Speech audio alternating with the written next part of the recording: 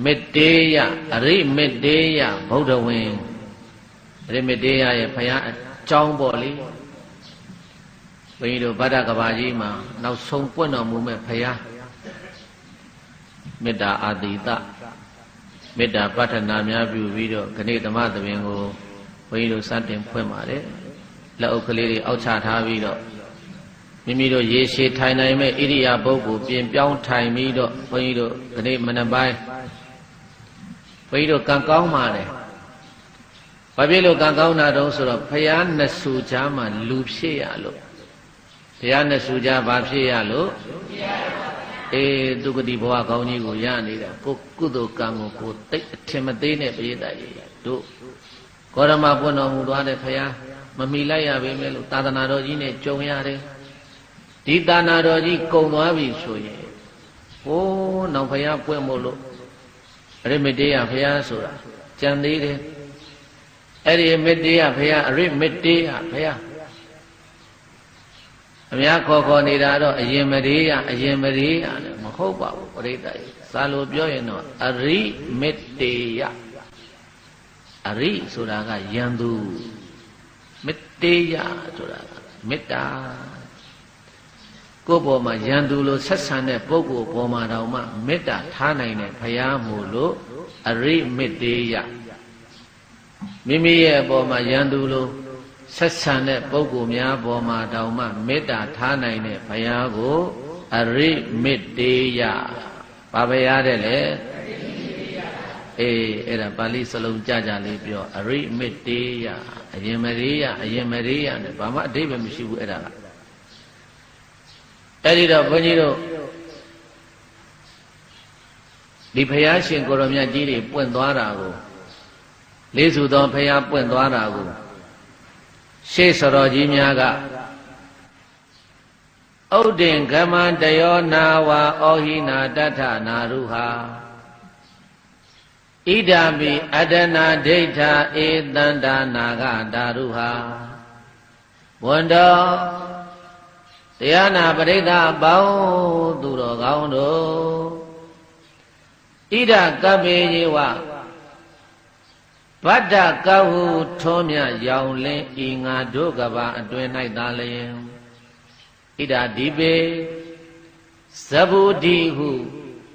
Dwimi Dauto Inga Do Down Johnny Naida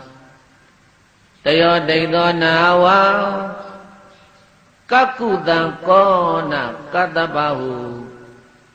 Nama Saicho Audegone Piawoni Dozeno Paundo Giro di Audengama Sida Maunda Mielo Leayue Chenyan Tede Tinde Le Au Mesese Biangaye Biamia Tesano Mujali Gomi Tata to Nevangado Town Shwe Myodo Nevangado Town Shwe Myodo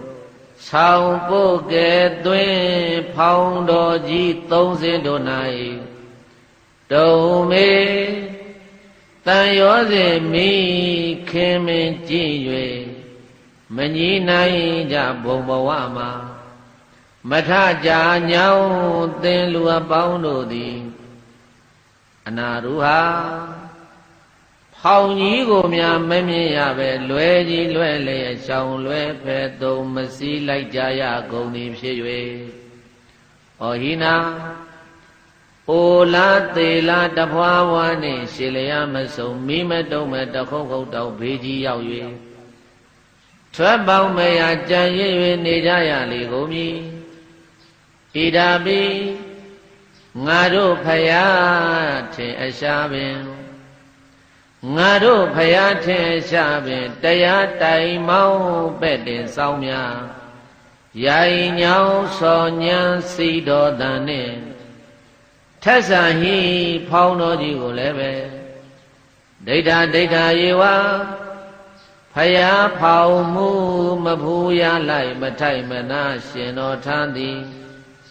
Tayadanga Yarana Hu Yawa Tompa Pebai Miago Wega Momo Myona Milai Jayago E အတနာကတုဖောင်းကလက်ဆောင်သဖို့ဒါနသီလဘာဝနာကောင်းမှု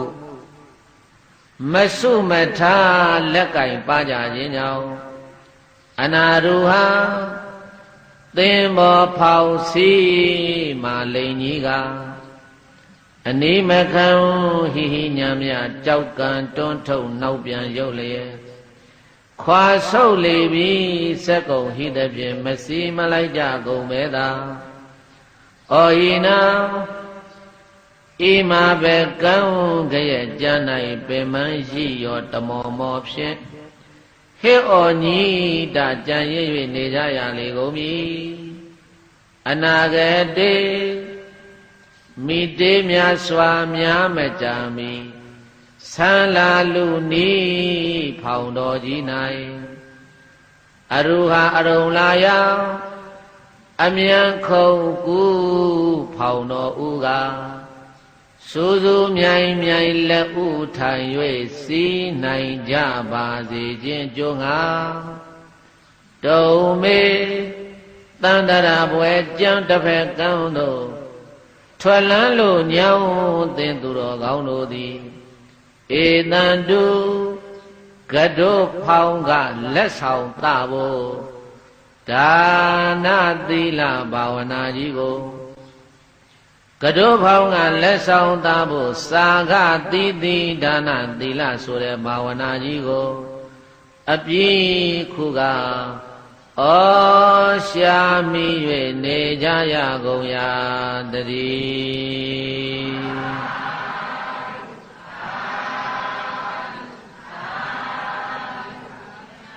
ပွင့်တော်မူသွားတဲ့ဘုရားလေးစုဒီဘုရားလေးစုဟာဘုန်းကြီးတို့သုံးစုဘုရားကတော့ပြောမနေနဲ့တော့သာသနာလည်းမတွေ့လိုက်ရဘူးဘုရားလည်းမဖူးလိုက်ရဘူးလေးစုမြောက်ဘုရားဖြစ်တဲ့ဂေါရမမြတ်စွာဘုရားရှင်ကိုရောမြတ်နဲ့ဘုန်းကြီးတို့တေလွဲသွားတာဘေသတ္တေ2550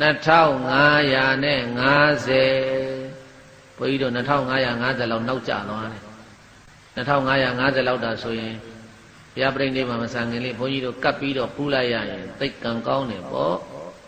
အဲ့တော့ကဘုန်းကြီးတို့ဘယ်ရောက်နေကြမှမသိဘူးဒီတော့ဒါပဲမဲ့လို့အာမပြတ်ပါနဲ့တဲ့မြတ်စွာဘုရားပွင့်တော်မူသွားလို့ဘုရားကိုမဖူးလိုက်ရတော့လည်းပဲအဲ့ဒီမြတ်စွာဘုရားရှင်ကိုယ်တော်မြတ်ထားတော်မူခဲ့တဲ့သာသနာ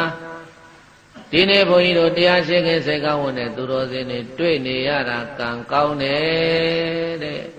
ဆိုကြည့်ပါကံကောင်းများစွာသာသနာကံကောင်းသူသာတွေ့နိုင်တာကံကောင်းများစွာသာသနာကံကောင်းသူသာတွေ့နိုင်တာကံကောင်းများစွာသာသနာကံကောင်းသူသာတွေ့နိုင်တာဘုန်းတော်ကံတော်ဉာဏ်တော်အလွန်တရာကောင်းမြတ်တော်မူသောအလွန်တရာကြီးမြတ်တော်မူသောမြတ်စွာဘုရားရှင်ကိုရောမြတ်ကြီးရဲ့သာသနာတော်ကြီးကိုကံကောင်းတဲ့သူတွေသာတွေ့နိုင်တယ်တဲ့အဲ့တော့ဘုန်းကြီးတို့ပြည်သားဘုန်းတော်ကောင်းတို့ကံဆိုးနေသလားကံကောင်းနေသလားအေးအတိတ်ကံကကောင်းတဲ့အလုပ်တွေကိုလုပ်ခဲ့လို့အခုဘဝမှာလည်းပဲကောင်းတဲ့သာသနာတော်ကြီးနဲ့တွေ့လို့တို့ဟာအတိတ်ကကံကောင်းနေအများကြီးစုဆောင်းခဲ့တာပဲအေးအဲ့ဒီတော့ကောင်းနေတဲ့ကံတွေကိုတစ်စင်းနဲ့တစ်စင်းမြင်ပြီးတော့ကောင်းတဲ့ကံတွေပဲဆက်ပြီးတော့သွားမယ်ဆိုရင်ဟောဘုန်းကြီးတို့နောက်ဆုံးပွင့်တော်မူမဲ့အရိမေတေယမြတ်စွာဘုရားဖူးတွေ့ရမယ်တဲ့ဒါကြောင့်ဘုရားသာလိုက်ဆိုသမှာတရားစီကြီးယွန်းစောတိမြည်ဟိဘဝတိုင်တရားစီကြီးယွန်းစောတိမြည်ဟိဘဝတိုင်ကိလေသာနာပိတ်၍ထားတို့များမကြားနိုင်မကြားပြီးသောပန်းရှိရောဟေဩညီ၍မိုင် မကြာပြီသောပန်းရည်ရောဟေအော်ညီ၍မိုင်သုံးစင်ဖောင်တော်လွယ်ဖဲကျော်တို့တော်ပန်းလို့ကြံခဲ့ပြီကျုံစေဖောင်ကြီးပဲ့အမီခိုစီနိုင်မှသင်ကြမည်ကျုံစေဖောင်ကြီးပဲ့အမီခိုစီနိုင်မှသင်ကြမည်မေတ္တေဖောင်တော်အသင့်မျောဥတော်ခံကစီဖို့ဤမေတ္တေဖောင်တော်အသင့်မျောဥတော်ခံကစီဖို့ဤကတုဖောင်ကရိတ်ခါလှစုမဆောင်မတော်ကြမည်ကတုဖောင်ကလက်ဆောင်သာစုမဆောင်မတော်ကြမည်ဒါကြောင့်ဒီဓမ္မကဗျာလေးတွေကိုဘုန်းကြီးတို့ပြည်သားဘုန်းတော်ကောင်းတို့ကိုညာလေးနဲ့ကိုဆင်ញင်ကြည့်ပြီးတော့ဩဘုရားဆုစုတရားစီတီးရိုက်စော်တီးပြီးတော့တတ္တဝဝိနည်းတွေကိုသစ္စာတရားတွေဟောသွားတာငါတို့ဘာဖြစ်လို့ပါမသွားတာတော့ဆိုရင်ကိလေသာနာပိတ်၍ထတို့များမကြနိုင်တဲ့ဘုန်းကြီးတို့အဲ့ဒီဘုရားတွေပွင့်တော့ကဘုန်းကြီးတို့နားတွေကကိလေသာတွေနဲ့ပိတ်ဆို့ပြီးတော့ထားတော့ပွင့်တော်မူသွားတဲ့ဘုရားရှင်ကိုရောမြတ်ကြီးတို့ရဲ့တရားစီမောင်းတန်နေဘုန်းကြီးတို့မကြားခဲ့ရဘူးတဲ့ဘာဖြစ်လို့မကြားခဲ့ရတာတော့ဆိုနားပိတ်ထားလို့ဘာဖြစ်လို့မကြဘာတွေနဲ့ပိတ်ဆို့ထားတော့ဆိုတော့လောဘဒေါသမောဟမာနရာဂဆိုတဲ့ကိလေသာတွေနဲ့ပိတ်ထားလို့ဘာတွေနဲ့ပိတ်ထားဒါကြောင့်မို့လို့ကိလေသာနာပိတ်၍ထားတို့များမကြနိုင်မကြပြီသောပန်းဤရောဟေအော်ညီ၍မှိုင်ဘုရားဟောတဲ့သစ္စာတရားတွေတို့မကြတဲ့အခါကျတော့သန္တနာထဲမှာကျင်းနေပြီးတော့သွားတာပင်မလိုက်တာလူဘဝရောက်လဲလူဒုက္ခခွေဘဝရောက်လဲခွေဒုက္ခဒုက္ခတွေမျိုးမျိုးနဲ့ခန္ဓာဝန်တာရည်သမီးစီဝါရေးအိမ်အောင်ရေးတာဝန်တွေထမ်းပြီးတော့လူလဲပန်းလာပြီတဲ့ရည်ရောနေပြီတခါတည်းတရက်တီးများငပြောတီးများပိဋကရည်ရောနေရင်စားလို့ကောင်းသေးလားအဲ့ဒီလိုဖြစ်နေပြီတို့ဘဝဟာလည်းပဲဒါကြောင့်မကြပြီသောပန်းဤရောဟေအော်ညီ၍မှိုင်သုံးစင်ဖောင်တော်လွယ်ဖဲကြောထို့တော်ပန်းလို့ကြံခဲ့ပြီကျုံစေဖောင်ကြီးပဲ့အမိခိုစီနိုင်မှသင်ကြမည်ကျုံနေတဲ့ဖောင်ကြီးကိုကျုံနေတဲ့ဖောင်ဆိုတာယခုဂေါရမမြတ်စွာဘုရားရဲ့သာနာတော်ကြီးကိုပြောတာဒါပေမဲ့လို့ဘုန်းကြီးတို့စီးရမှာကဥကန်းကမဟုတ်ဘူးဘေးတတ်တွေနောက်မီးကဘယ်ကစီးရမှာလဲဖောင်ကြီးရဲ့အလျားကဥပမာလေးဘုန်းကြီးတို့ပြေးလိုက်ကြတော့ဖောင်ကြီးရဲ့အလျားကဘယ်လောက်ရှိတော့အလျားက9000ရှိတာဘယ်လောက်ရှိလဲ9000 9တောင်မဟုတ်ဘူး9000အဲ့ဒီ9000ကအခု2500နဲ့50ဆိုတော့ဘုန်းကြီးတို့ရှေ့ပိုင်းကိုမမီလိုက်ရတော့နောက်ပိုင်းအမီးပိုင်းလေးပဲကြံတော့တဝက်ကျိုးသွားပြီတဝက်ကျိုးတဲ့ပြင်ကိုနှစ်50တောင်လုံးနေပြီ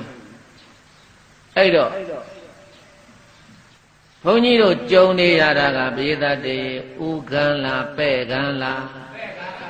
မိယုံနေလေးမိလိုက်ရတာတခါတည်းဒါကြောင့်မို့လို့ကြုံတဲ့ဖောင်ကြီးပဲ့အမိခိုစီနိုင်မှသင်ညာမီပါရမီတွေပြည့်လို့ဘုရားလည်းဒါနသီလဘာဝနာကုသိုလ်ကံတွေများများအထောက်ထားလို့ဒီဘဝမှာမဉ္ဇဉ်ဘုညာနိဗ္ဗာန်ကိုရနိုင်မဲ့ပုဂ္ဂိုလ်ဆိုရင်လည်းပဲလိုက်သွားပါတော့အဲ့ဒီဖောင်တော်ကြီးရဲ့အမိကိုကင်ဆွဲပြီးတော့လိုက်သွားပါတော့အဲ့ဒီလိုမှမဟုတ်ဘူးဆိုရင် မေတ္တေဖောင်းတော်အသင်းမြော်ဥတော်ခန်းကစီးဖို့ရည်တဲ့အဲ့ဒီဖောင်းတော်ကြီးနဲ့ဂေါရမမြတ်စွာဘုရားရှင်ကိုရောမြတ်ရဲ့သာသနာဖောင်းတော်ကြီးနဲ့လိုက်လို့မမီတော့လဲပဲနောက်ကနေပြီးတော့ဖောင်းတော်ကြီးတစ်စင်းစက်တံပေးပြီးတော့စီတံမောင်းတံမျက်လုံးညာမြချိတ်ညာသေးနောက်ကဖောင်းတော်ကြီးတစ်စင်းကလည်းဘေးသားတွေထွက်ဖို့လို့အစဉ်သင့်ဖြစ်နေပြီဒါကြောင့်မို့လို့မေတ္တေဖောင်းတော်အသင့်မြော်ဥတော်ခန်းကစီးဖို့ရည်တဲ့အရိမတေယမြတ်စွာဘုရားလက်ထက်ကြတော့ဘုန်းကြီးတို့ကပဲ့ပိုင်းကစီးမှလားဥခန်းကစီးမှလားအဲ့ဒါဘုန်းကြီးတို့ကံကောင်းနေပြောတာဘုရားရဲ့သာသနာတော်ကိုပဲ့ပိုင်းပဲမှီလိုက်ပေမဲ့လို့နောက်ပွင့်တော်မူမဲ့ဘုရားကြတော့ဘုန်းကြီးတို့ကဈာထဲမှာနေတဲ့လူတွေဆိုတော့ဥခန်းကိုမှီတယ်ဘာကိုမှီလဲဂေါရမမြတ်စွာဘုရားကတော့ဘုန်းကြီးတို့ဥခန်းမမှီလိုက်တော့ဘူးမှီသလားပဲ့ပိုင်းပဲမှီလိုက်တာနောက်တစ်စင်းထွက်လာပြီဟိုမှာထွက်လာတဲ့အစင်းဆိုတော့ကိုကဒီဘုရားသာသနာတော်နဲ့ခိုဘုရားသာသနာတော်ဈာထဲမှာဆိုတော့ကိုကဘုန်းကြီးတို့ရှိကိုထိတ်တိုက်လိုက်ဘုန်းကြီးတို့ဥခန်းကတက်ထိုင်ရမှာဘယ်ကတက်တိုင်ရမှာလဲအဲ့ဒီလိုဥတော်ခန်းကစီးဖို့ရည်ကတို့ဖောင်းကရိတ်ခါလစုမဆောင်းမတော်ကြပြီပွင့်တော်မူမဲ့ရိမေတ္တရာမြတ်စွာဘုရားရှင်ကိုရောမြတ်ရဲ့သာသနာတော်မှာဥတော်ခန်းကလက်ဥပိုင်းပိုင်းစီးနိုင်ဖို့အရေးဘုန်းကြီးတို့ပြည်သားပေါင်းသူတော်ကောင်းတို့အရုရာအရုံရာယအမြန်ခုံကူဖောင်းတော်ဥကစူးစူးမြိုင်မြိုင်လက်ဥထိုင်၍စီနိုင်ကြပါစေခြင်းကြိုးငါတုံမေတန်တရာဘွဲ့ကြံတစ်ဖက်ကန်းတော်ထွက်လန်းလိုညောင်သင်သူတော်ကောင်းတို့သည်ဧတံတုကတောဖောင်းကလက်ဆောင်သဖို့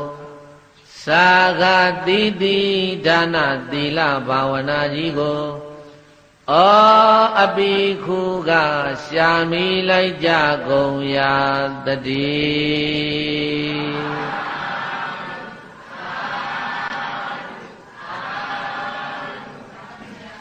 ဘုန်းကြီးတို့ဘုရားတွေတဲကြကြောင်းလေးစောက်တာယဟန်နေခမ်းညရှင်နေပြုကြတယ်ဒါနကုသိုလ်ကောင်းမှုတွေလုပ်နေတယ်ဆိုတာဘေးတတ်တယ်ဘာလုပ်နေတာလို့ဆိုရင်လက်မှတ်ဖြတ်နေတာဘာလုပ်နေတာလဲဖောင်းတော်ဦးကလိုက်နိုင်အောင်လို့ဥပုသ်တရင်သီလတွေစောက်တည်ဝိပဿနာသမထဘာဝနာကမ္မထတရားတွေကြိုးစားပွားများအားထုတ်နေကြတယ်ဆိုတာကိုအားပေးတာနောင်ပွင့်တော်မူမဲ့အရိမတေယဘုရားဒီဘုရားကဒီတဆူတဲ့ကြံတော့တာကဗတ္တကဘာမှာပွင့်မှာဒီဘုရားကိုငါတို့မှီသွားအောင်လို့ဒါနသီလဘာဝနာကုသိုလ်ကောင်းမှုတွေလုပ်နေတာလက်မှတ်ဖြတ်နေတာလို့ကိုစီးမဲ့လက်မှတ်ကိုဖြတ်ကိုနေရာကိုတတ်မှသူများတတ်မှတ်ပေးလို့ရတာမဟုတ်ဘူးဘယ်ခန်းကလိုက်မယ်ဥခန်းကလိုက်မလားအလဲပိုင်းကလိုက်မလားနောက်ဆုံးအမီးပိုင်းကပဲခိုစီးမလားဆိုတာကတော့ကိုစီးမဲ့နေရာကိုကကိုဆုံးဖြတ်လောကခရီးဘုန်းကြီးတို့ပြောမယ်လောကခရီးသွားတာတော့မှငါရိုးရိုးပါစင်ကျကားနဲ့လိုက်မယ်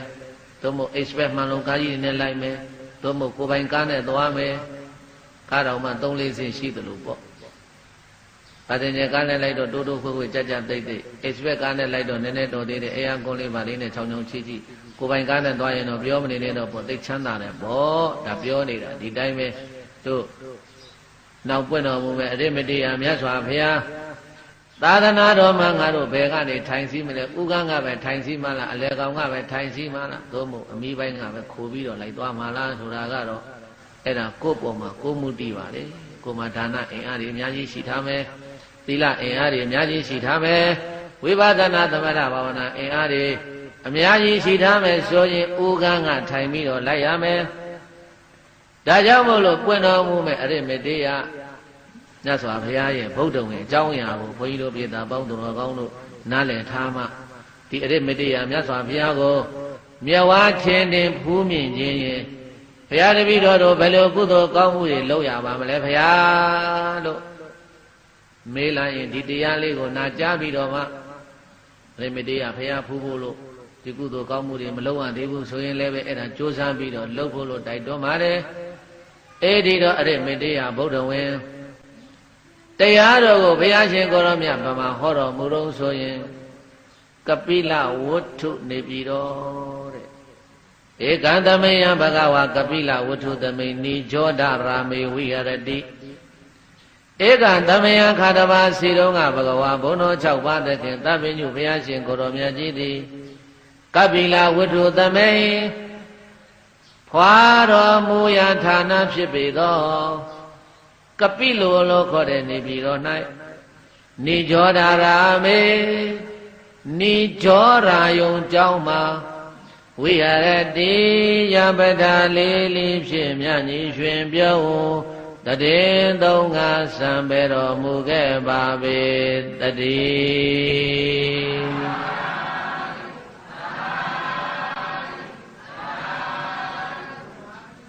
ဘုန်းကြီးတို့မြတ်စွာဘုရားဖွာရဇာတိဖြစ်တဲ့ကပိလဝနေပြီးတော့နိကြောဓာယုံကျောင်းမှာမြတ်စွာဘုရားသတင်းသုံးနေတော့မြတ်စွာဘုရားရဲ့မိတွေးတော်ဖြစ်တဲ့မဟာပဇာပတိလို့ခေါ်တဲ့မိတွေးတော်ဂေါရမီအဲ့ဒီမိတွေးတော်ဂေါရမီကြီးဟာရွှေဖြင်းအိုးကြီးထဲမှာဖြင်းအိုးအဲ့ဒီဖြင်းအိုးကရွှေနဲ့လှုပ်ထားတာဖြင်းအိုးဆိုတာထိတ်ဝကျဲကျဲနဲ့ဘုန်းကြီးတို့အိမ်တွေမှာရေထက်တက်ပြီးတော့သုံးနေတာအဲ့ဒီဖြင်းအိုးကရွှေနဲ့လှုပ်တဲ့ဖြင်းအိုးကြီးအဲ့ဒီရွှေနဲ့လှုပ်တဲ့ရွှေဖြင်းအိုးထဲမှာရွှေတွေကိုအမှုံလုံးရွှေမုံလုံးဆိုတော့ဘုန်းကြီးတို့ပြေတာအခုဖရားတွေဘာတွေရွှေချတဲ့ရွှေဆက်ကူပေါ့အဲ့ဒီရွှေဆက်ကူကဒါရွှေပြားကိုခတ်ထားတာပဲအေးမြေကြီးတွေအဲ့ဒီဖြင်းအိုးကြီးတွေကိုထက်ရွှေမုံတွေထည့်ပြီးတော့မြေနဲ့ရွှေမုံတွေနဲ့ရောပြီးတော့အဲ့ဒီထဲကိုဗာမျိုးစေ့တွေချတော့ဆိုတော့ဝါစေ့တွေဝါစေ့လေဝါစေ့တွေချပြီးတော့ဖြင်းအိုးကြီးတွေထဲမှာတခါလဲဝါပင်တွေဝါစေ့တွေပြိုးထားတာပြည့်တဲ့ဖြင်းအိုးတစ်လုံးမှာရွှေတွေထက်မြေကြီးတွေထက်ရွှေမုံတွေထက်မြေကြီးတွေထက်အဲ့ဒီလိုတခါလဲဝါစေ့တွေစိုက်ပြီးတော့ပြိုးထားတာအများကြီးပဲကပိလို့ရွှေနန်းတော်မှာအဲ့ဒီတော့ပေါက်လာတဲ့အခါကျတော့ဘာပင်တွေပေါက်တုံးဆိုတော့ရွှေဝါရောင်အစင်းရှိတဲ့ရွှေဝါပင်တွေပေါက်လာတယ်အဲ့ဒီမျိုးစေ့တွေကိုကျဲစဉ်ကာလမှာလည်းပဲမဟာပဇာပတိမိတွေတော်ဂေါတမီကြီးကဒိဋ္ဌံနဲ့ကျဲတာငါသားတော်ဘုရားကိုငါရွှေသင်္ကန်းလူမလို့ဒါကြောင့်မို့လို့ငါကျဲချလိုက်သောမျိုးစေ့တွေဟာဝါပင်တွေဟာလည်းပဲရွှေရောင်အစင်းရှိတဲ့ဝါဝင်းနဲ့ရွှေဝါပင်တွေပဲပေါက်ပါစေလို့အဲ့ဒီလိုဒိဋ္ဌံမီးတော့ကျဲလိုက်တာပရိသတ်ရေပေါက်လာတဲ့အခါကျတော့ဝါပွင့်တွေဟာမဟာလေကားပွင့်နဲ့တူတယ်တဲ့ဝါသီးတွေကတော့မြတ်အစင်းနဲ့တူတယ်တဲ့အဲ့ဒီဝါသီးတွေကိုရွှေလင်ပန်းနဲ့ကောက်တို့လိုတောင်းစုပ်ပလုံးစုပ်နဲ့ကောက်တာမဟုတ်ဘူးမြတ်စွာဘုရားကမွန်မွန်မြတ်မြတ်သင်္ကန်းလူမှာအဲ့ဒါတကားတဲ့ရွှေလင်ပန်းနဲ့ကောက်ယူပြီးတဲ့ခါကျတော့ဘုရားကြီးဝါကုန်းဖြစ်အောင်ကြိတ်ပေါ့ဝါကုန်းဖြစ်အောင်ကြိတ်လို့ပြီးတဲ့ခါကျတော့ရကန်းစင်တွေစင်ရောရကန်းစင်တွေကိုစင်တဲ့ခါကျတော့အဲ့ဒီရကန်းစင်တွေကိုအမွေးနှသားတွေပက်ဖြန်းလူတွေကိုအစောင့်ရှောက်ထားသူကိုယ်တိုင်လည်းပဲ10ပါးသီလခံယူဆောက်တည်ပြီးတော့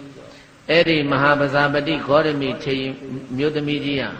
မဟာပဇာပတိမိတွေတော်ဂေါတမီကြီးဟာကိုယ်တိုင်ရကန်းစင်မော်တက်လို့ရကန်းခတ်တယ်ရကန်းခတ်တဲ့အခါကျတော့ဘာလို့ဖို့တော့ဆိုရင်သင်္ကန်းလှူမလို့အဲ့ဒါသင်္ကန်းရက်တော်မူတာဘယ်နှထေရတော့ဆိုရင်ပြေးသားရွှေသင်္ကန်း2ထေရတယ်တဲ့ရွှေသင်္ကန်းဘယ်နှထေ2ထေသောရွှေသင်္ကန်းတွေကိုဗရမယကျုပ်ဆိုတာဒီနေ့ခေတ်ဘုန်းကြီးတို့လက်ဘင်းထဲမှာဆွဲကြတာအရစ်ကလေးနဲ့တချို့ရှင်သေဝလိတွေဘာတွေဆောင်းဆောင်ပြီးတော့ထည့်ထားတာကျုပ်အဲ့ဒီကျုပ်မျိုးအကြီးစားကြီးအဲ့ဒီကျုပ်မျိုးအကြီးစားကိုဘာနဲ့လှုပ်တာတုံးဆိုဗရမယနဲ့လှုပ်ထားတာအဲ့ဒီဗရမယကျုပ်ထဲမှာရွှေသင်္ကန်း2စုံကိုထည့်ပြီးတော့ကပိလို့ရွှေနန်းကမောင်းမမိတ်တန်ချွေရသိမင်းတွေအကုန်လုံးအချမ်းအယံနဲ့မိတွေတော်ဂေါတမီကြီးကမြတ်စွာဘုရားတည်သုံးတဲ့နိကြောဒာယုံကျောင်းကိုရောက်လာတယ်တဲ့သင်္ကန်းကပ်မလို့ဘာကပ်မလို့လဲသင်္ကန်းနဲ့ထည့်ယူလာမြတ်စွာဘုရားရှေ့ရောက်တဲ့အခါကျတော့မြတ်စွာဘုရားကိုသင်္ကန်း2ထည့်လှူတယ်သားတော်ဘုရားမေတော်ကြီးကိုယ်တိုင် ရွှေဖြင်းအိုးကြီးထဲမှာရွှေတွေနဲ့ရွှေမုံတွေနဲ့မြေကြီးတွေနဲ့ရောဝါစစ်တွေကိုဒိဋ္ဌံပြီးတော့ကျဲလိုက်တာဗျာဟာတခါတည်းမဟာလီကအရှင်းရှိတဲ့ရွှေဝါဂုဏ်တွေကိုရလို့မေတော်ကြီးကိုယ်တိုင်ပဲရကန်းစင်မော်တက်ပြီးတော့နသာရည်မြပက်ဖြန်းပြီးတော့တိလမြခံယူဆောက်တည်ပြီးတော့ရက်လာတဲ့ရွှေသင်္ကန်းနဲ့စုံတာဖယားအလှခံပါဖယားလို့ဆိုပြီးတော့မြတ်စွာဘုရားကိုအာရပါရနဲ့လှူတော့ဘေးသားရမြတ်စွာဘုရားကတထဲပဲအလှခံတယ်တဲ့ဘယ်နဲ့ထဲအလှခံလဲသင်္ကန်းကပါလာတာဘယ်နဲ့ထဲတယ်ဂေါရမီကြီးကဇွတ်လှူတာတာတော်ဘုရားတထဲကိုဝိတထဲကိုခြုံဘုရားတာတော်ဘုရားနှစ်ထဲလုံးလှူခံပါဘုရားနှစ်ထဲလုံးလှူခံပါဘုရားမြတ်စွာဘုရားကတထဲတည်းလှူခံတထဲတည်းလှူခံပြီးတော့မြတ်စွာဘုရားရှင်ကိုတော်မြတ်ကတန်နေတန်ကြီးဒိဏမဟာဖလံတန်ကြီးဒေဟိဂေါရမီတန်ကြီးတေဒိဏေအဟိစေဝပူဇီတောဘဝိတာမိဂေါရမီမေတော်ကြီးဂေါရမီတန်ကြီးတန်ဃာတော်ရှင်သူမြတ်တို့ဟာဒိဏံပေးလူလိုက်ပါတော့ဒေဟိပေးလူလိုက်ပါတော့တန်ကြီးတန်ဃာတော်ရှင်သူမြတ်တို့ကိုဒိဏံပေးလူခြင်းသည်မဟာဖလံမေတော်ကြီးမှာအကျိုးများလိမ့်မယ်တန်ကြီးတေဒိဏေအဟိစေဝပူဇီတောတေတေမေတော်ကြီးဤတန်ကြီးတန်ဃာတော်ရှင်သူမြတ်တို့ဟာဒိဏေပေးလူခဲ့သည်ရှိသောအဟိစေဝငါဖယားကိုပူဇီတော်ပူဇော်ရမည်ပါပဲဒီလိုဘဂဝါဘုံတော်၆စုအောင်လံထူဖြစ်တော်မူသောဘုရားရှင်ကိုရောမြတ်ကအဝေါဇာကရုဏာရှိထာမေတ္တာအားဖြင့်မိန်ကြားတော်မူလိုက်ပါပေသတည်း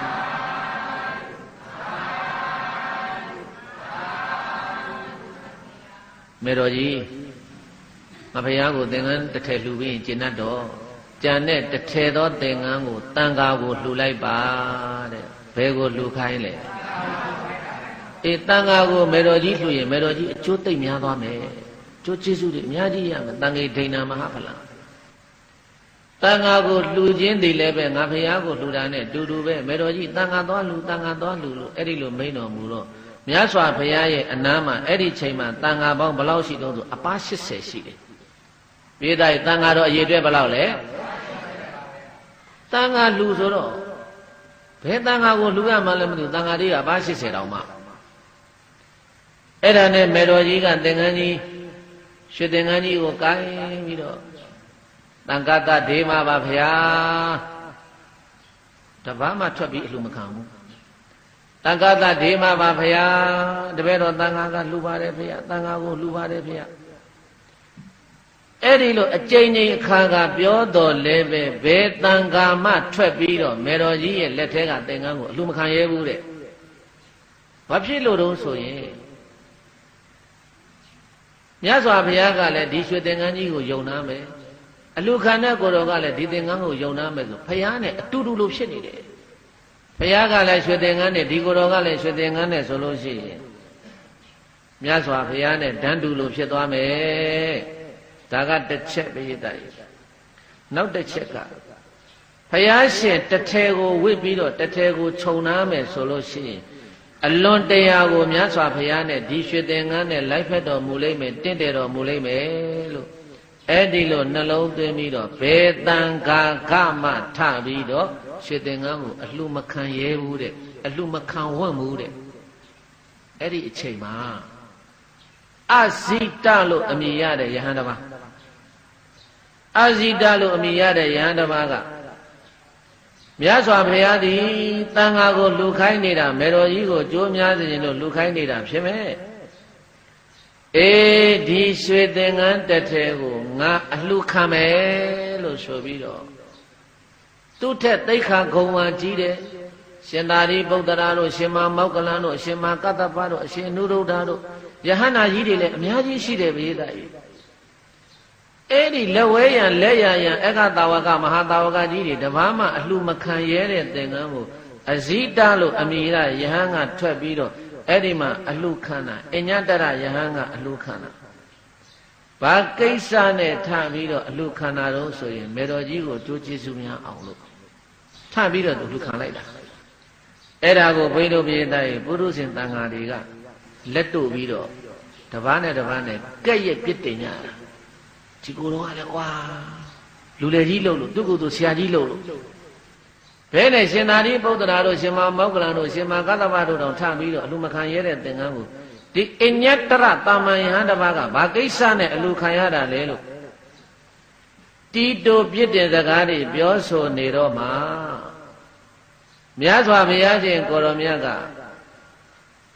သင်္ကန်းအလှရှင်ဖြစ်တဲ့မိတွေတော်ဂေါတမီကြီးနဲ့တန်ဃာတွေရဲ့တန်တရားကိုပယ်ဖြောက်ပါစေခြင်းအကျိုးငါတဲ့မြတ်စွာဘုရားကအဲ့ဒီမှာဘာထလုပ်လိုက်တုံးလို့ဆိုတော့မြတ်စွာဘုရားရဲ့အနားမှာဘုရားကိုပြုစုစောင့်ရှောက်နေတာညီတော်အာနန္ဒာဘယ်သူလဲပရိသတ်ရဲ့ညီတော်အာနန္ဒာကိုခေါ်လိုက်တယ်จิตအာနန္ဒာငါဘုရားကိုနမင်းကြီး၄ပါးဆက်တာထားတဲ့တပိတ်ဘုန်းကြီးတို့မြတ်စွာဘုရားဟိုလင်းလုံးမင်းအောက်မှာဘုရားဖြစ်တော်မူပြီးတော့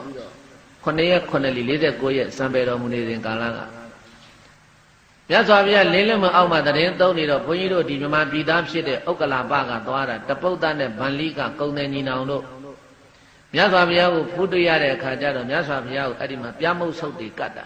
ကတ်တော့မြတ်စွာဘုရားလက်ထက်မှာတပိတ်မရှိဘူးတပိတ်မရှိတော့မြတ်စွာဘုရားလက်ထက်မှာတပိတ်တော့မရှိတော့ဘုရားကိုတပိတ်လှူဖို့လို့ဆိုပြီးတော့တတရထဝိရုံလကဝိရုဘကကုဝေဒဆိုတဲ့နမင်းကြီး၄ပါးကတပိတ်ကြီး၄လုံးကြောက်ညိုရောင်အစင်းကြီးတဲ့တပိတ်ကြီး၄လုံးကိုနမင်းကြီး၄ပါးကထမ်းပြီးတော့ယူလာတာဘုရားကတဆူတဲ့တပိတ်က၄လုံးဖြစ်နေတာအဲ့တော့မြတ်စွာဘုရားကကြိုက်သူ့တလုံးအလှခံရင်လည်းပဲဟိုနမင်းကြီးကစိတ်မကောင်းဖြစ်အောင်မယ်တတရထနမင်းကြီးတပိတ်ကိုလှခံရင်လည်းကုဝေဒနမင်းကြီးကစိတ်မကောင်းဖြစ်အောင်မယ်ကဲယူလာခဲ့ကွာဆိုပြီးတော့တပိတ်၄လုံးကိုမြတ်စွာဘုရားကဘယ်ဘက်လက်ဝါးပေါ်မှာတပိတ်၄လုံးလို့ထပ်တယ်ညာဘက်လက်ဝါးနဲ့တပိတ်တွေကိုဖိချလိုက်တာတပိတ်တစ်လုံးနဲ့ဖြစ်သွားတယ်အနာက၄ရစ်တဲ့အရစ်ဘယ်နှရစ်နဲ့လဲအနာ၄ရစ်နဲ့ကြောက်ညိုတပိတ်ကြီးတစ်လုံးဖြစ်သွားတာအဲ့ဒါကြောင့်အဲ့ဒီတပိတ်နဲ့တပုတ်သားနဲ့ဗန္လိကတော့ကုံတယ်ညီနောင်တို့လှူတဲ့ပြမုတ်ဆုပ်တွေကိုမြတ်စွာဘုရားကဖုံးပေးတာအဲ့ဒါဟိုလင်းလုံးမင်းအောက်မှာရထားတဲ့တပိတ်အဲ့ဒီတပိတ်ကိုမြတ်စွာဘုရားကတောင်းတဲ့จิตအာနန္ဒာငါဘုရားလက်တော်တဲ့တပိတ်ဆက်ကဆန်းဆိုတော့မှအဲ့ဒါညီတော်အာနန္ဒာကမြတ်စွာဘုရားလက်တော်တဲ့အနာလေးရနဲ့နမင်းကြီး၄ပါးလှူထားတဲ့တပိတ်ကြီးဆက်ကလိုက်တဲ့အခါကျတော့မှမြတ်စွာဘုရားကဒိဋ္ဌံပြီးတော့အဲ့ဒီကြောက်ညိုမြတ်တပိတ်တော်ကြီးကိုကောင်းကင်ကိုလွတ်တင်လိုက်တယ်ဒီတပိတ်တော်ကြီးဒီကောင်းကင်ကိုပြန်တက်သွားစေဆိုတော့ဘိသရေချက်လေရင်တဲ့ကိုမြန်တဲ့တပိတ်ကတခါတည်းဘုရားဒိဋ္ဌံပြီးလွတ်လိုက်တယ်လက်ခနဲ့တော့တပိတ်ပြောက်သွားရောဘယ်ရောက်တော့မှမသိတော့အဲ့ဒါနဲ့မြတ်စွာဘုရားရှင်ကိုရောမြတ်ကဏိကြောဓယုံကျောင်းတော်ကနေပြီးတော့ဒီတပိတ်ကြီးကိုစัจ java လာတိုက်အတွင်းကိုဒိဋ္ဌံနဲ့လွတ်လိုက်တာတန်ခါအပါ80ကြည်နေတာပြီးတဲ့အခါကျတော့မှဘုရားရှင်ကိုရောမြတ်ကမိန်တော်မူတဲ့ခြေသားတို့ငါဘုရားဒိဋ္ဌံပြီးတော့လွတ်လိုက်တဲ့အဲ့ဒီမြတ်တပိတ်ကိုယူနိုင်တဲ့ယဟန်ရှိရင်နောက်ကနေလိုက်ယူကြစေလို့မိန်တော်မူလိုက်တာတန်ခါအပါ80တပါးမှတုတ်တုတ်မလုပ်တော့ဘုရားနာမှာတည်င်းသုံးနေတဲ့သင်္ဃာတော်80တပါးမှတပိတ်နောက်ကိုမလိုက်ကြဘူး